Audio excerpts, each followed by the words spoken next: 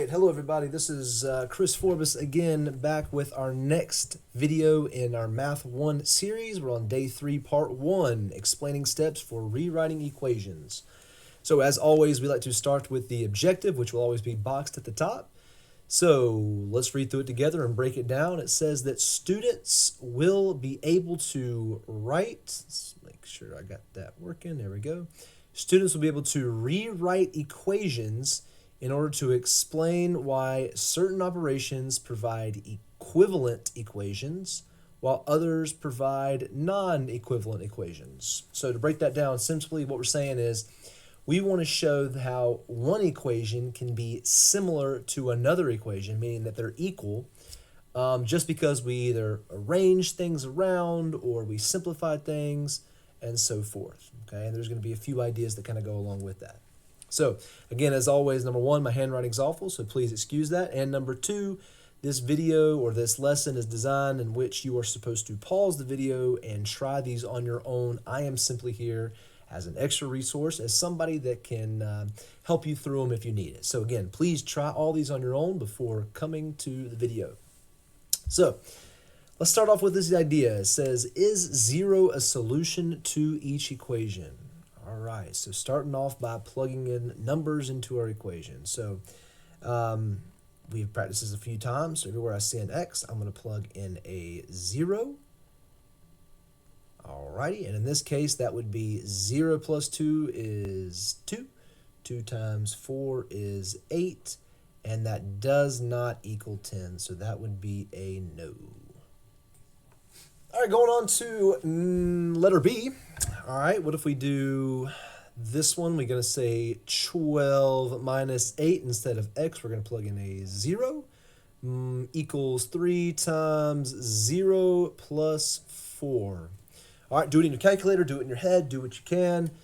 But we get 12, and then 8 times 0 just goes away, so we're just going to say that. Equals, and then 0 plus 4 is 4, and then 4 times 3 is 12. That does check out, so we're going to check yes. All right, try the next one. So 5 times 0 instead of x equals 1/2 times 0 instead of x. 0 times anything is 0, and 0 times anything is 0. Those are equal, so that's a yes. And then, there we go, sorry. And then in D, we can do 6 divided by 0 plus 1 equals 8. So let's see if that works. Now, if you try to do 6 divided by 0 in your calculator, you're going to get an error because you cannot divide by 0. You are not allowed to divide by 0. Okay? So that would then be a no as well. All right? Very good. Let's move on.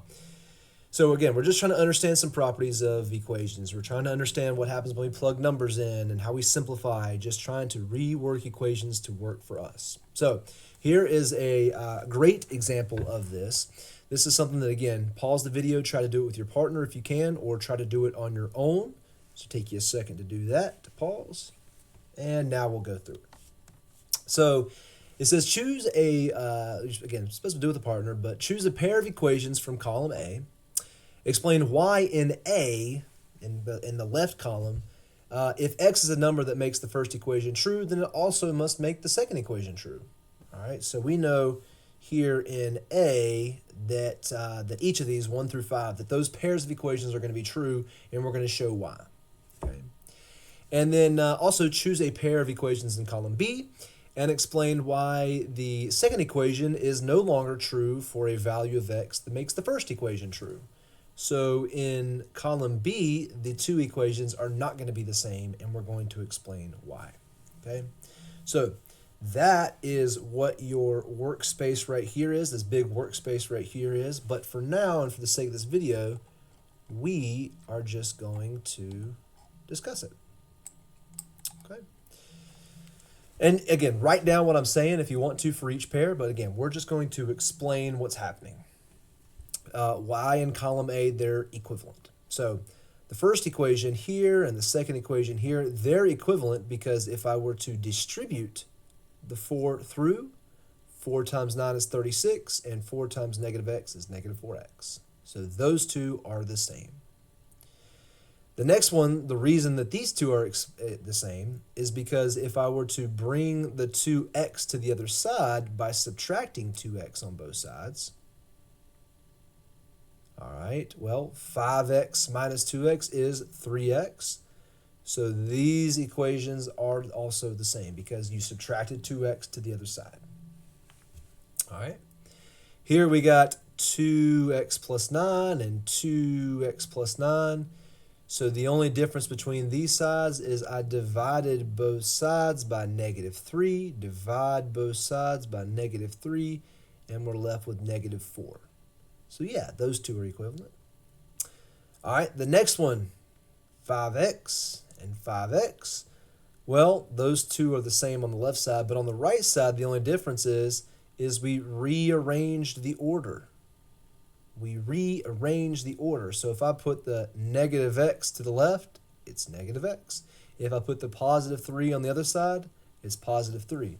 And we're able, and when we switch things around on the same side of the equation sign, so like on the same side of the equation sign, we don't change the sign. We keep the sign the same. It's only when we move it to the other side that we change the sign. Okay. All right, what about this? So this number 5 here. So 18 and 18, that's the same. But what's happening from the top to the bottom is well, we got 3x and x. If we were to combine like terms, again, on the same side of the equation, we just combine like terms, a positive 3x and a positive x makes 4x.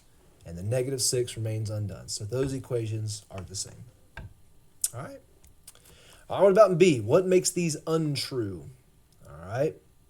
Well, it looks like the difference between these two, it looks like they brought 5x to the other side. But remember, because it's a positive 5x and we bring it to the other side, you're going to subtract 5x.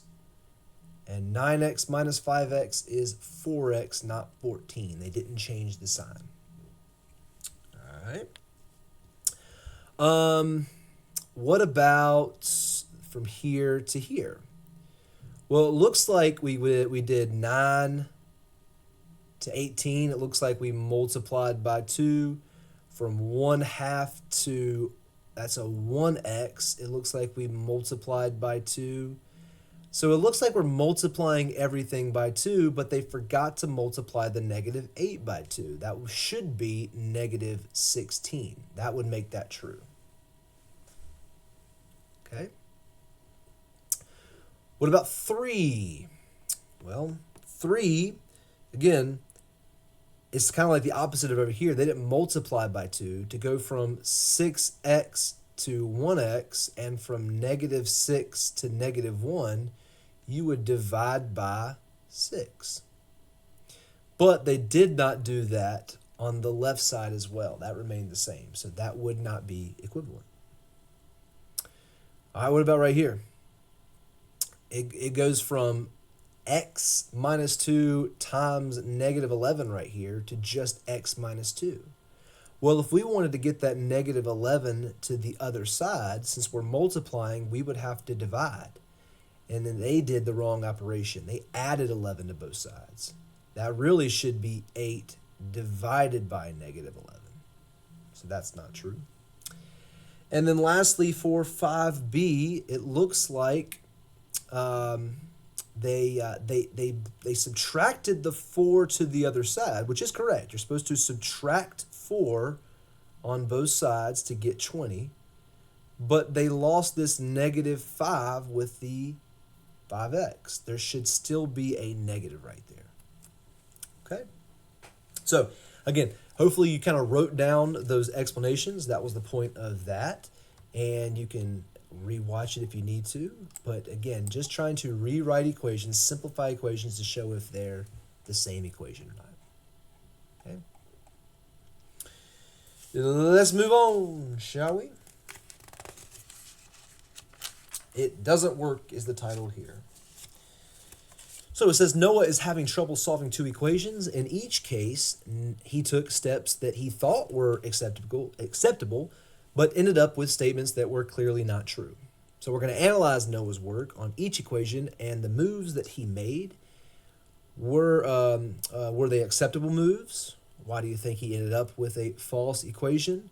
And discuss your observations with your group and be prepared to share your conclusions. If you get stuck, consider solving each equation. So all I want you to do for each of these is reason through the work and find the mistake. Find the mistake. Okay. So right here we got the original equation. All right. So let's see what's happening from the first step to the second step. It says they applied the commutative property. All right, which means that we're just rearranging one of the sides. And so that's what happened here. We rearranged the right side. We put the negative 3x in the middle.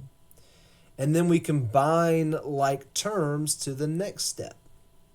So 4x minus 3x is x, is just 1x. Then it looks like they subtracted x on both sides. So the x's are going to cancel out. And it looks like we get 6 equals 1. So all that math was right. It just showed that these two equations are not equivalent because no values of x work.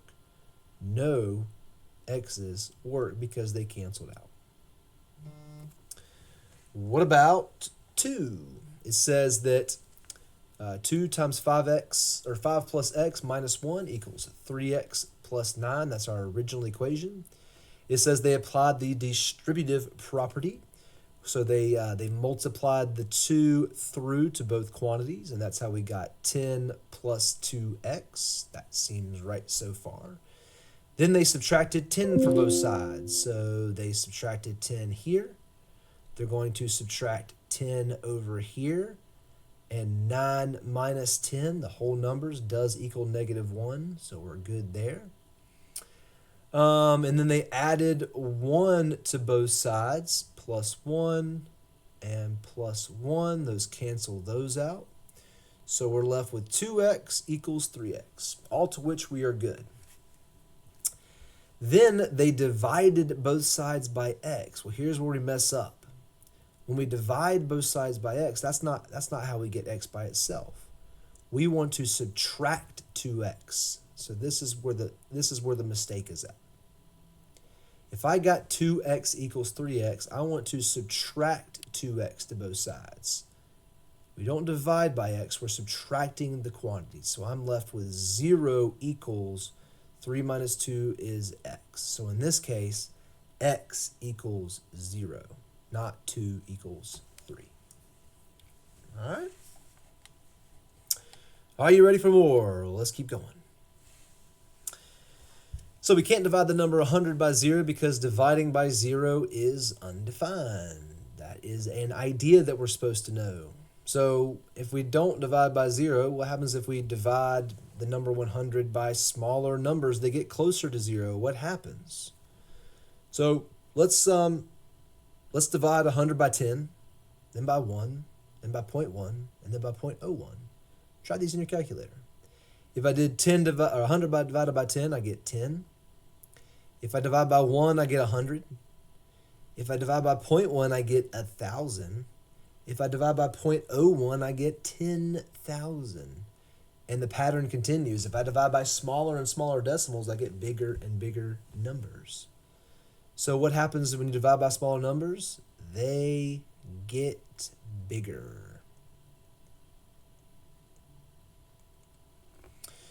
Now, what happens if we divide negative 100 by 10, 1, 0.1, and 0.01? Again, done in the calculator, you get negative 10, negative 100, negative 1,000, negative 10,000, and the list goes on. So it's the same thing. The numbers are getting bigger in the negative direction. All right? So let's move on. In middle school, you use tape diagrams to represent division. The tape diagram shows that 6 divided by 2 is 3. Again, if you didn't use a tape diagram, that simply means we're taking a rectangular model and showing what happens when we divide it by twos. We have 1, 2, 3 sections left over, so that's our answer 3. What if I draw a tape diagram that divided 6 by 1/2? What does that look like? All right, well, here's my tape diagram. Here's my my bar that represents, or my tape that represents 6. We can say 1, 2, 3, 4, 5, 6. There's 6 pieces to it, but I'm dividing by halves. So there's a half, half of 1, half of 1, half of 1, half of 1, and half of 1. These are all 1/2s, all the way down. So that's 1/2, another half, that makes 1. So how many halves did we divide 6 into? Well, it's 1, 2, 3, 4, 5, 6, 7, 8, 9, 10, 11, 12. So the answer is 12. All right, well, what if I tried to, again, I can keep doing smaller and smaller numbers, smaller and smaller decimals, which are just going to create all these smaller and smaller sections. That's why we had bigger numbers in the previous problems. But if I try to divide by 0, well, can I divide by a non-space? Well, no. That's why you can't divide by 0, because you're not dividing by anything. You're not dividing sections into smaller spaces. It doesn't work because 0 has no depth. You're not able to divide it into 0 sections. So that's why we cannot divide by 0. All right. Very good. All right, so that just leaves us now with our summary. Again, our summary is nothing more than just explaining some last-minute ideas, filling in some blanks. You can fill it in as you go, pause it as you need to, all the things. And if you have any questions, well, good luck. All right, so again, today was all about being able to rewrite equations to show they're either equivalent or not equivalent for all of x's. And let's read through these. So when solving equations, sometimes we end up with a false equation instead of a solution. So we usually start by assuming that there is at least one value that makes the equation true. If there are no acceptable moves that lead to a solution, the equation has no solutions. All right. So let's look at 2 examples that kind of show that. Example 1, 4 times x plus 1 equals 4x. Here are 2 attempts to solve it. So the first one is we divide both sides by 4. All right. And then we subtract x from both sides and we get 1 equals 0. Or we have 4 times x plus 1 equals 4x, and we distribute the 4 through, and the 4x's cancel out, and we're left with 4 equals 0. Either way, we get 4 equals 0 and 1 equals 0. So each attempt as we try to solve it shows acceptable moves, but the final equation is a false statement. 1 equals 0 and 4 equals 0 is not true. And then, so that means that the equation 4 times x plus 1 equals 4x can be interpreted as 4 groups of x plus 1 that are equal to 4 groups of x. So there are no values of x that can make this true. For instance, if x equals 10, then x plus 1 equals 11. It is not possible that 4 times 11 equals 44 is equal to 4 times 10 equals 40.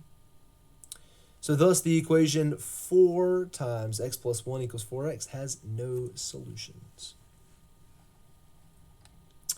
What about example 2, where we have 2x minus 5 equals x minus 20 over 4? Well, here's how the solution would work there. So if I got 2x minus 5 equals x minus 20 over 4.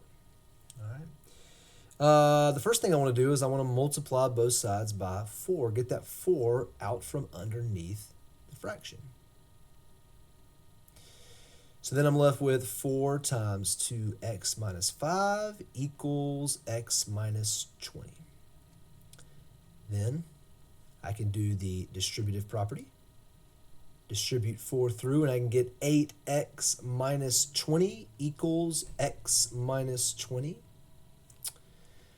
I can subtract both sides by x. Subtract both sides by x. I'm going to rewrite it over here. And I get 7x minus 20 equals, those x's canceled out right here. So I'm left with negative 20.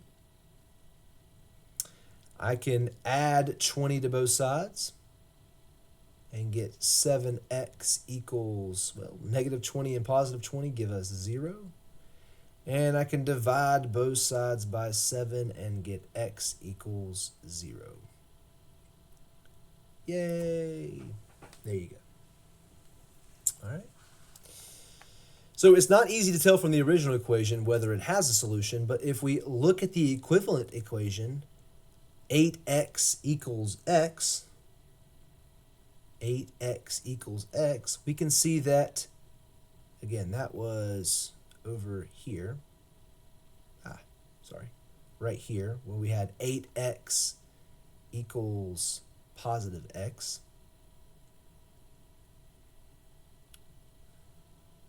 We can see that 0 could be a solution. When x equals 0, the equation is 0 equals 0, which is true. So because 0 could be the value of x, and dividing by 0 gives an undefined number, we don't usually divide by the variable we are asking to solve for. So doing this might make us miss a solution, namely x equals 0. Here are 2 ways we could solve the problem once we get 8x equals x. 8x equals x, we could subtract x to both sides and get 7x equals 0 and divide by 7. Or we could subtract the 8x to the other side, get negative 7x and divide by negative 7 and get x equals 0. All right. All right, so again, the biggest thing here, guys, is that we were able to go through and simplify equations to show their equivalent. That's the big thing to take away from today.